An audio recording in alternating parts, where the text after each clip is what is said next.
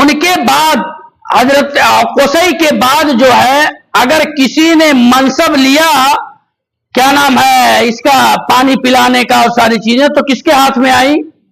عبد المطلب کے ہاتھ میں آئی. عبد المطلب کے بعد ہاشم کے اولاد میں سے وہ چیزیں آئیں اور ہاشم اپنے زمانے کے سب سے عظیم انسان شمار ہوتے تھے. پردادا جو تھے اللہ کے نبی کے بہت عظیم شمار ہوتے تھے.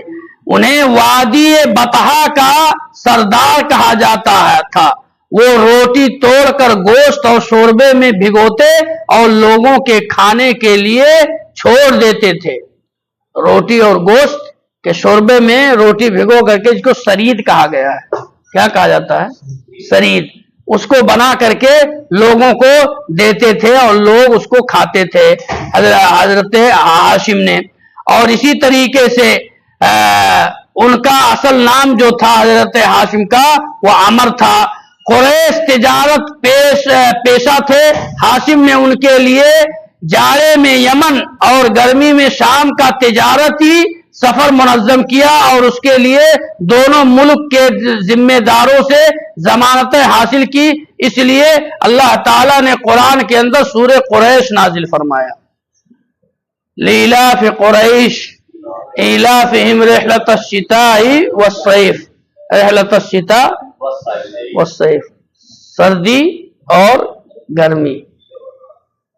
اس کے بعد اللہ نے کیا فرمایا؟ رحلۃ الشتاء. رحلہ کا مطلب ہوتا سفر. سفر کرتے تھے شتا میں اور گرمی میں صیف میں. فَلْيَعْبُدُوا رَبَّ هَذَا الْبَيْتِ. تو تم یہ رب اس گھر کے رب کی عبادت کرو.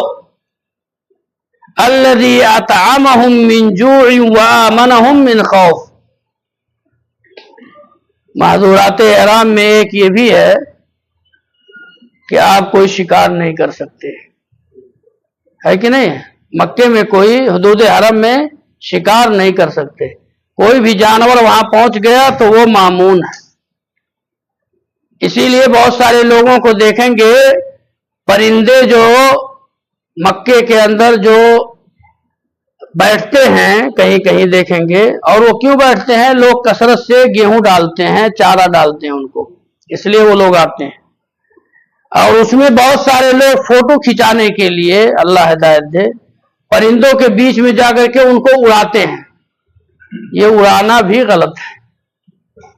اڑانا وہ مامون نہیں, مامون ہونا چاہیے. ہر وہ چیز جو مکے کے حدود حرم میں ہے وہ مامون ہونی چاہیے. چاہے وہ کوئی بھی جانور ہو وہ مامون ہے وہاں پر.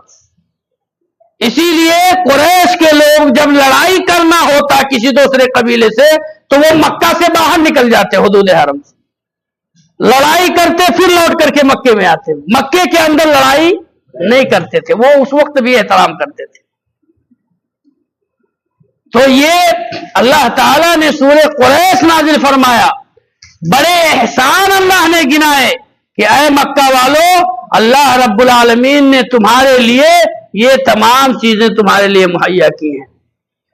تو یہ اللہ کے نبی صلی اللہ علیہ وسلم کی یہ خاندان ہے